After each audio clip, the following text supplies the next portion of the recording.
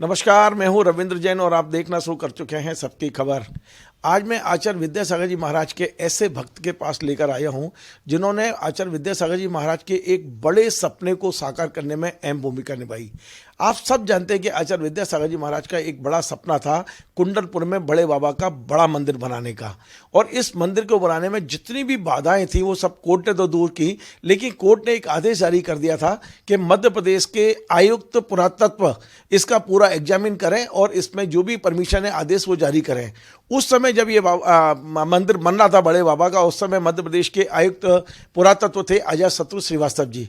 अजातशत्रु श्रीवास्तव जी सिर्फ इसलिए मैं नहीं आया हूँ कि उन्होंने उस मंदिर की तमाम सारी बाधाओं को दूर किया, बल्कि मैं इसलिए आया हूँ वे आचार्य विद्यासागर जी महाराज को सदैव एक ईश्वरीय तत्व के रूप में देखते रहे हैं। हमेशा उन्हें भगवान मानते रहे और अनेक बार उनका प्रत्यक्ष आशीर्वाद और चर्चा करने का भी मौका मिला है। हम उनसे समझते हैं आचार्य विद्यासागर जी के कुछ संस्मरण। आपका बहुत बहुत स्वागत है। अब हम तो बगैर आचार्य श्री के हैं, आप जानते हैं, साशरीर आचार्य श्री बेशक नहीं है, लेकिन मैंने देखा आपकी जो भक्ति थी वो शायद किसी जैन से कम नहीं थी। आप हमेशा आचार्य श्री के पास जब भी गए एक ऐसे गए जैसे भगवान के पास भक्त पहुंचता है।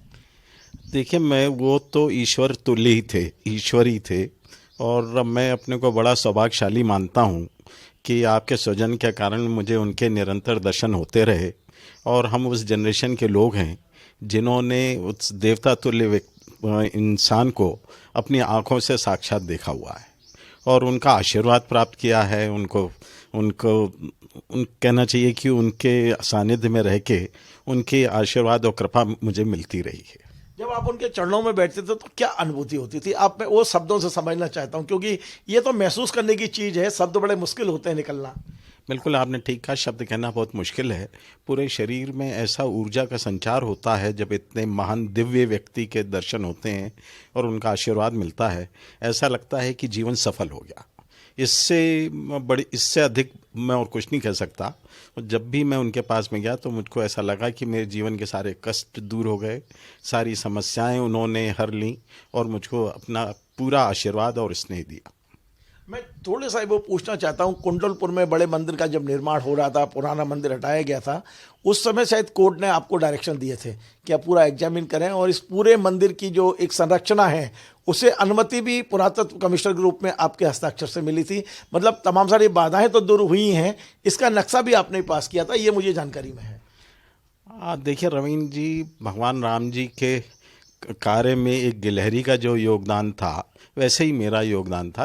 उन देव तुल्य व्यक्ति का कार्य था, उसमें कहीं मैं काम आया, ये मेरे लिए ही सौभाग्य की बात थी। ये मुझ पे ईश्वरी कृपा थी जिसके कारण मुझे उनके एक काम करने में, कहीं कोई निर्णय करने में मैं एक सहभागी बन पाया। नहीं तो संभव ही नहीं था। इतने सारे लोग रहते हैं और उनके कार्य करने में कहीं किसी की जिम्मेदारी मिल जाए, ये उनकी कृपा है।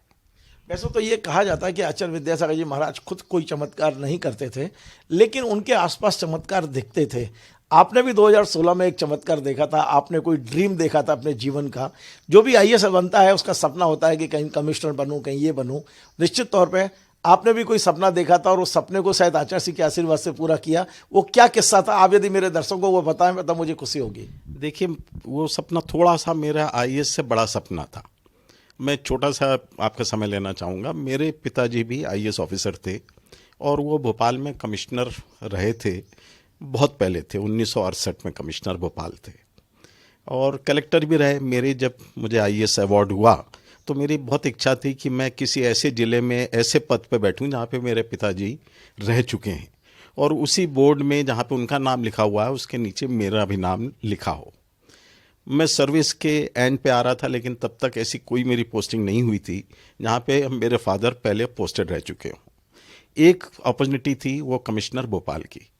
तो जब दर्शन करने गया, आप ही के साथ में जाना का मौका मिला था और वहाँ पर मुझे उनका सानिध्य मुझे प्राप्त हुआ, उनका आशीर्वाद प्राप्त हुआ। तो मेरे मन में यह भाव था कि मैं सर्विस के समाप्ति तक एक ऐसे बोर्ड पे नाम अपना लिखवा सकूं जहाँ पे ऊपर मेरे पिताजी का नाम लिखा हो। तो उनके पास में गया, मन का भाव था, मन में इच्छा थी, वो भाव कहीं व्यक्त हुआ।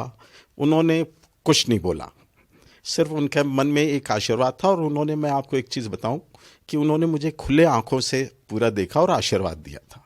और उसके ठीक 2 दिन बाद मेरी पदस्थापना हो गई थी उसी पद पे? उसी पद पर जहाँ पे मेरे पिताजी रहे थे। मतलब आपने महसूस किया कि कुछ चमत्कार हुआ आपके जीवन में? मैं क्या, पूरा हिंदुस्तान स्वीकार करता रहा है।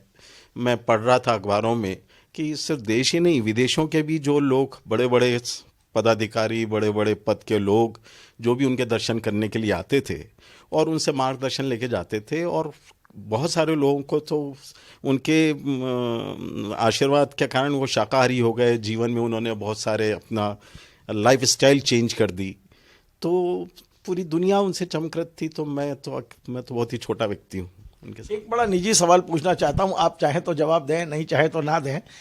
जब आप 2016 में ये जो सपना लेके आचार्य के चरणों में बैठे थे, आचार्य ने आपको देखा, आशीर्वाद दिया, मैं उस समय वहाँ प्रत्यक्षदर्शी था। आप अकेले थे, आप और आचार्य कमरे में अकेले थे। जब बाहर निकले तो आंखें नम थी और लगातार टपक रहे था। ऐसा क्या हुआ था अंदर जो आप इतने भावुक हो गए थे? मेरा मन बिल्कुल संतुष्ट हो गया था। वो खुशी के आंसू थे, वो उनके आशीर्वाद के आंसू थे कि मुझे उनका आशीर्वाद प्राप्त हो गया। पोस्टिंग होना ना होना तो मेरे मन में था ही नहीं भाव, कि क्योंकि मुझे मालूम है कि वो किसी से कहते नहीं हैं ऐसी चीज़ें, सिर्फ उनका आशीर्वाद ही काम करता है। लेकिन जिस तरीके से उन्होंने मुझ में ऊर्जा दी, जिस तरीके से उन्होंने अपना स्नेह दिया, वो मेरे लिए अकल्पनीय था।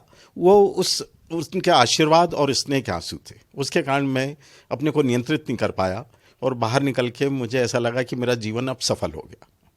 अभी भी कभी आचार्य को याद करते हैं? जब भी मतलब याद आती हो या जिस रूप में भी करते हैं तो कैसा लगता है? ये आखिरी मेरा एक सवाल है कि क्योंकि एक ऐसी विभूति की आप नज़दीक रहे हो ना, तो निश्चित तौर से सब जानना चाहते हैं कि अजय सत्तू जी कैसा अनुभव करते हैं। देखिए, उनका पृथ्वी छोड़ना हम लोगों के लिए तो बहुत दुखदारी, कष्टकारी है और हमेशा एक तकलीफ बनी रहेगी।